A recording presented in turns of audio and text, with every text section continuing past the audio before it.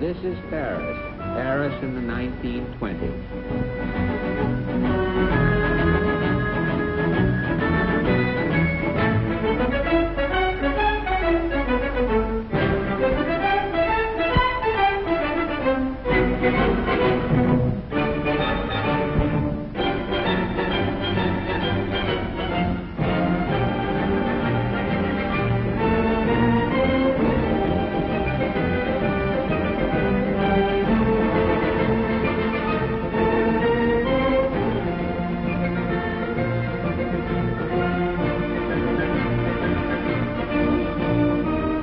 Everybody is here, including the most famous girl of the time, Lorelei Lee, the blondest of the blondes whom gentlemen are supposed to prefer. Lorelei doesn't know a word of French, but she doesn't need to. What would a Frenchman be doing in the Ritz? And the Ritz is divine.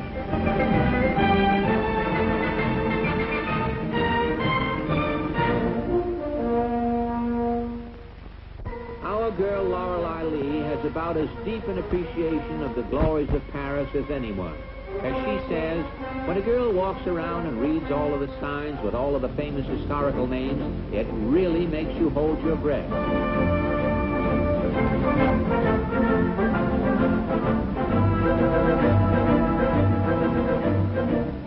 Paris is divine. I mean, it really is divine.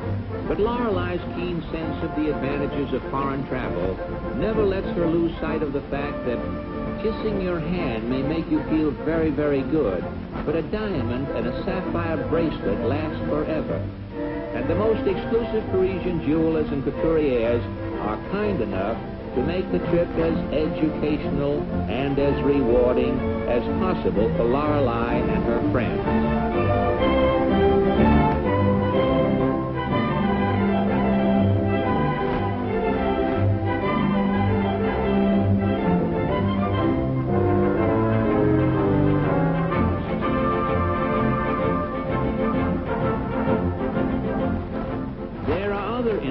Places to go where you see all of your friends from home. It's quite the thing to be an American in Paris, say the society pages. They do things in Europe, say the tourists, who swarm along the right bank, pouring $500 million welcome dollars into the French economy and gathering where other Americans gather, in cafes and bars. To make things even more pleasant, there's nothing French here but the waiters.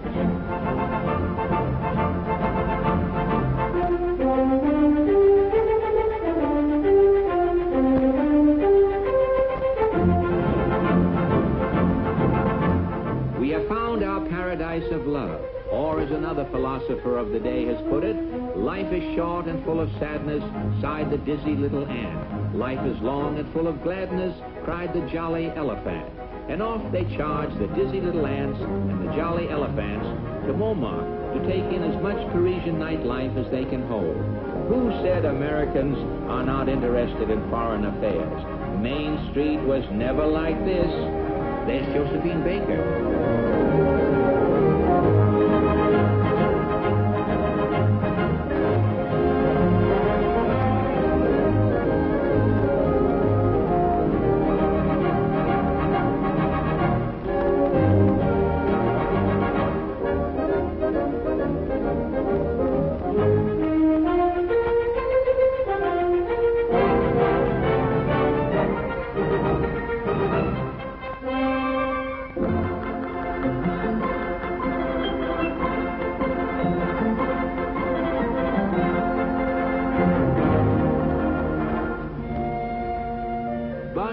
More than one Paris, there are many. While the average American takes a holiday from thinking, others in flight from the society of Messrs. Babbitt and Capone think harder than ever before, and some believe, as an artist, a man has no home but Paris.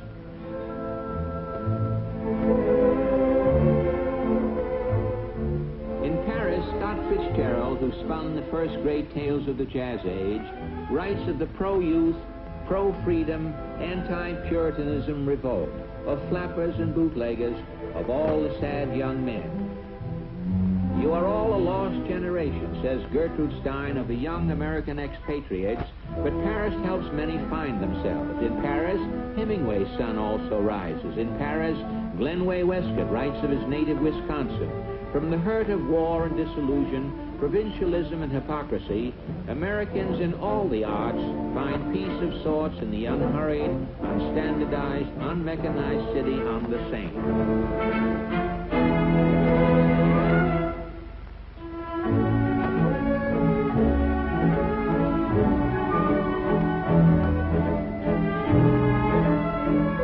From the vantage point of a Paris cafe, says Louis Bromfield, a writer can often see America more clearly.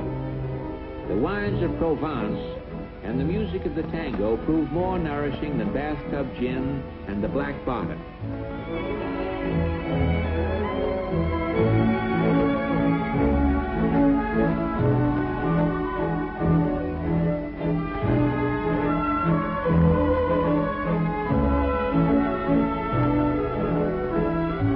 The intellectuals, the Lorelei Lees, average Americans abroad, never really take their eyes off the good old USA. May 1927, the eyes of the French, the eyes of the world, also turned to America.